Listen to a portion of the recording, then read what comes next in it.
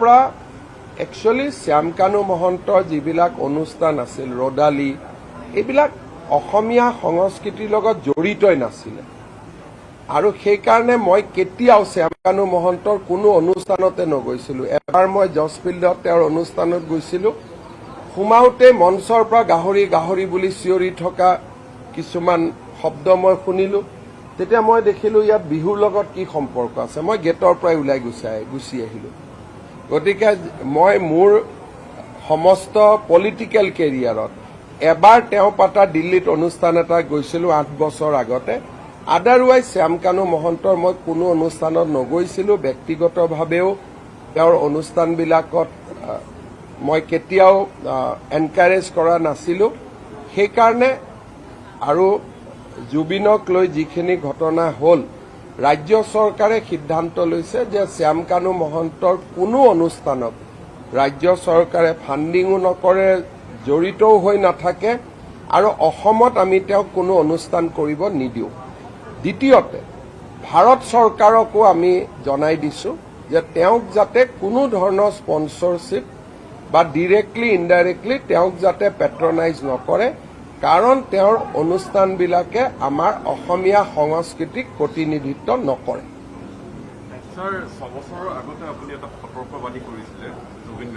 চক এই গোটেই ঘটনাবোৰ 6 বছৰমান আগৰ পৰাই মোৰ চকুত আছিল আৰু আপোনালোকে যদি মোৰ বাইট দেখে, মই সদায় কৈ আহিছিলো যে জুবিন এটা ডাঙৰ সম্পদ, কিন্তু একাংশ লোকে জুবিনক নিজৰ ব্যক্তিগত বিভিন্ন, আমি সহজ সৰল ভাষাত কম যে ফাইদা উঠাবৰ কাৰণে ব্যৱহাৰ কৰা মই দেখিছিলো। জুবিনক মই ব্যক্তিগতভাৱেও কৈছিলো আৰু দুই এটা সামাজিক মিটিঙতো মই কথাবোৰ কৈছিলো। কিন্তু এটা কথা লগতে মই কৈছিলো যে জুবিনৰ আমি সাধাৰণ মানুহৰ লগত তুলনা কৰা উচিত নহয়।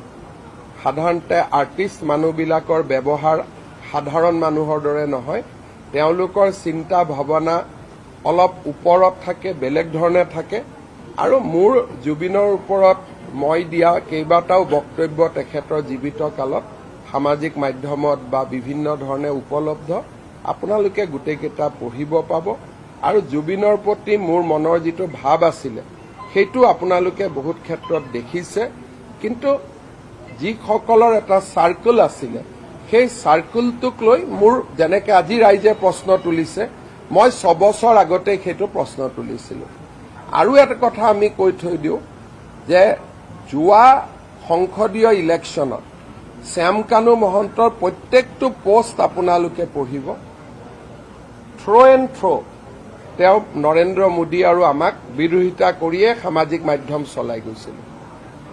যোৱা MP ইলেকশ্যনৰ সময়ত তেওঁৰ যদি শ্যামকানু মহন্তৰ গোটেই পোষ্টবিলাক দেখে, তেওঁ গোটেই পোষ্টত নৰেন্দ্ৰ মোদী আৰু আমাক সমালোচনা কৰা আৰু ইলেকশ্যনত বিজেপি হাৰিব বুলি প্ৰেডিকশ্যন কৰা তেওঁৱে মেইন মানুহ আছিলে।